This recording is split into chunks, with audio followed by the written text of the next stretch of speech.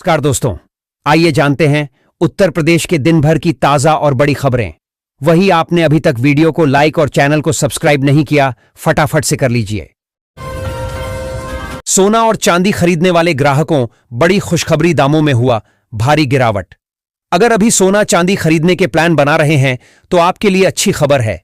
अब हुसैन के वेग रहता में ताजा बिकने वाले दिल्ली समय का ज्ञान शहरों में सोने के दामों में गिरावट दर्ज की गई है। दिल्ली में सोने की कीमत 1 लाख रुपये गिरकर 1,24,600 रुपये प्रति 10 ग्राम हो गई।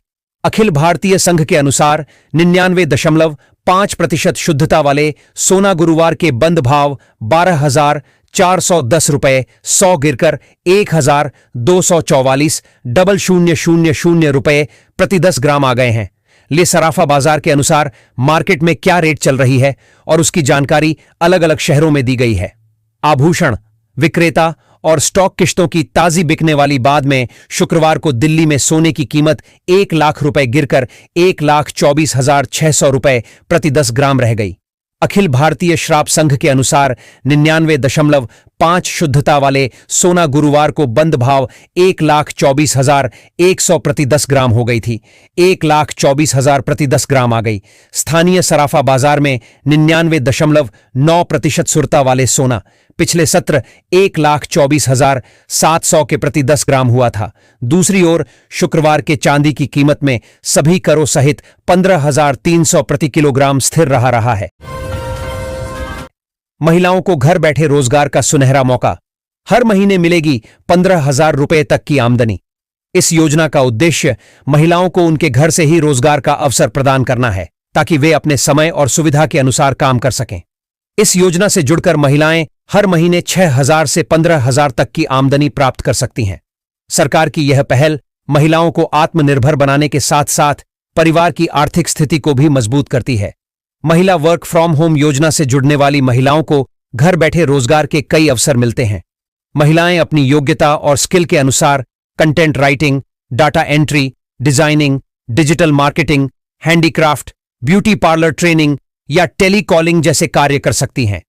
इस योजना की सबसे बड़ी विशेषता यह है कि महिलाएं बिना किसी अतिरिक्त खर्च या दफ्तर जाने की परेशानी के घर से ही काम कर सकती हैं। करप्शन पर योगी सरकार का एक्शन। समाज कल्याण विभाग के 4 अधिकारी बर्खास्त, 3 रिटायर्ड ऑफिसर्स की पेंशन कटी। यूपी सरकार ने भ्रष्टाचार के आरोप साबित होने पर समाज कल्याण विभाग के 4 अधिकारियों को बर्खास्त कर दिया है और 3 सेवानिवृत्त अधिकारियों की पेंशन में कटौती का आदेश दिया है। जीरो टॉलरेंस नीति के तहत हुई इस कार्रवाई में मीना श्रीवास्तव, छात्रवृत्ति गबन, करुणेश त्रिपाठी, संजय कुमार ब्यास, संस्थानों को अवैध भुगतान और राजेश कुमार, पेंशन हेराफेरी शामिल हैं। सभी पर एफआईआर दर्ज कर सरकारी धनराशि की वसूली की जाएगी। उत्तर प्रदेश सरकार ने 1 दशक से भी पुराने अलग अलग मामलों में भ्रष्टाचार के आरोप साबित होने के बाद समाज कल्याण विभाग के 4 अधिकारियों को बर्खास्त कर दिया है। इसके अलावा 3 सेवानिवृत्त अधिकारियों की पेंशन में कटौती का आदेश दिया है। 15 दिन में करें सभी समस्याओं का समाधान, सीएम योगी का अफसरों को 2 टूक आदेश। मुख्यमंत्री योगी आदित्यनाथ ने सोमवार को सुबह गोरखनाथ मंदिर में आयोजित जनता दर्शन में लोगों से मुलाकात कर उनकी फरियाद सुनी। फरियाद सुन सीएम ने अफसरों को 2 टूक निर्देश दिया कि 15 दिन में सभी की समस्याओं का निस्तारण करें। इसके साथ ही उन्होंने शासन की कल्याणकारी योजनाओं का लाभ भी दिलाने की भी बात कही। सीएम योगी एकता पदयात्रा में शामिल होने के लिए गोरखपुर आए हुए हैं।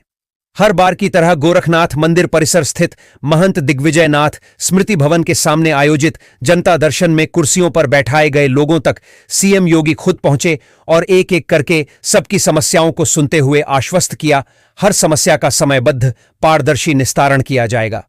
जनता दर्शन में मुख्यमंत्री ने करीब 200 लोगों की समस्याएं सुनी। इसमें बढ़ी संख्या महिलाओं की रही। इस दौरान अवैध कब्जा से लेकर पीएम आवास की समस्याएं पहुंची।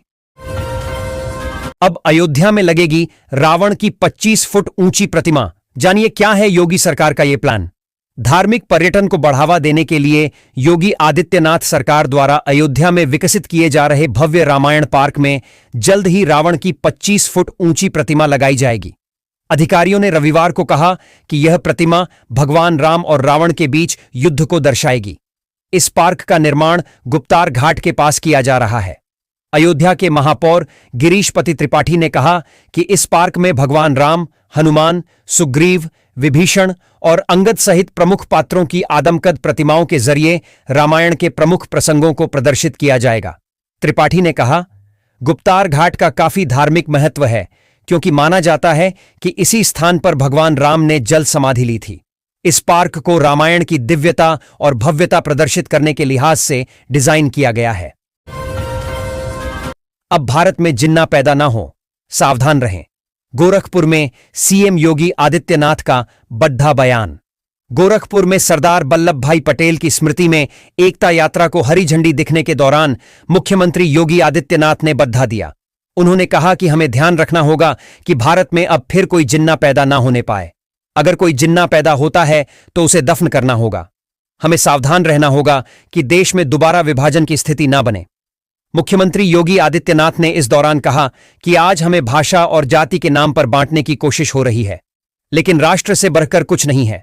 इस दौरान मुख्यमंत्री योगी आदित्यनाथ ने कहा कि प्रदेश के सभी स्कूलों में अब वंदे मातरम गीत का गायन अनिवार्य होगा। मुख्यमंत्री ने कहा कि जिस वंदे मातरम गीत ने अंग्रेजों की चूलें हिला दी थीं, उसी का विरोध जिन्ना ने किया था। अगर कांग्रेस ने जिन्ना का विरोध किया होता तो देश का बंटवारा ना होता। उन्होंने कहा कि अब भारत में दूसरे जिन्ना पैदा नहीं होने देंगे। आखिर बबुआ की बिहार से हटकर उड़ीसा की राजनीति में क्यों बढ़ी रुचि? क्या कमल के लिए साइकिल बनेगी मुसीबत? जानें। उड़ीसा दौरे के माध्यम से समाजवादी पार्टी के राष्ट्रीय अध्यक्ष अखिलेश यादव किन राजनीतिक उद्देश्यों की पूर्ति करने में लगे हुए हैं? उन्होंने उड़ीसा की राजनीति में अचानक रुचि क्यों बढ़ा दी है? सपा मुखिया उड़ीसा में नौपाद्धा विधानसभा उपचुनाव में समाजवादी पार्टी के प्रत्याशी रमाकांत हाथी के समर्थन में चुनावी जनसभा को संबोधित करने के अलावा किन राजनीतिक मकसद को हासिल करना चाहते हैं? विधानसभा चुनाव में प्रचार प्रसार के बाद सीधे अखिलेश यादव उड़ीसा में प्रचार के लिए निकल गए। वह उड़ीसा में हो रहे हैं विधानसभा उपचुनाव में अपने प्रत्याशी के लिए चुनाव प्रचार कर रहे हैं। उन्होंने उड़ीसा में भी पीडीए का परचम ही उठाने के मकसद से इस सफर को किया है। अखिलेश यादव चाहते हैं कि उनकी पार्टी का विस्तार दूसरे राज्यों में भी हो, इसलिए पिछले कुछ सालों में उन्होंने मध्य प्रदेश, महाराष्ट्र, उड़ीसा, पश्चिम बंगाल, बिहार और उत्तराखंड का भी ताबड़तोड़ दौरा किया है।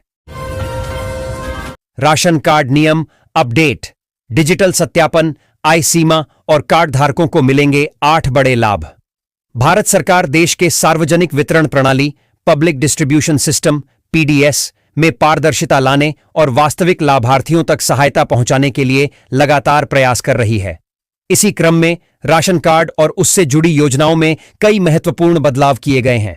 इन नए नियमों का मुख्य उद्देश्य फर्जीवाड़े को रोकना और डिजिटल गवर्नेंस को बढ़ावा देना है। ये बदलाव देश के करोड़ों राशन कार्ड धारकों के लिए न केवल लाभकारी हैं, बल्कि राशन वितरण की प्रक्रिया को भी सरल और अधिक विश्वसनीय बनाएंगे। आइए इन नए नियमों के मुख्य बिंदुओं और कार्ड धारकों को मिलने वाले 8 प्रमुख लाभों को विस्तार से समझते हैं।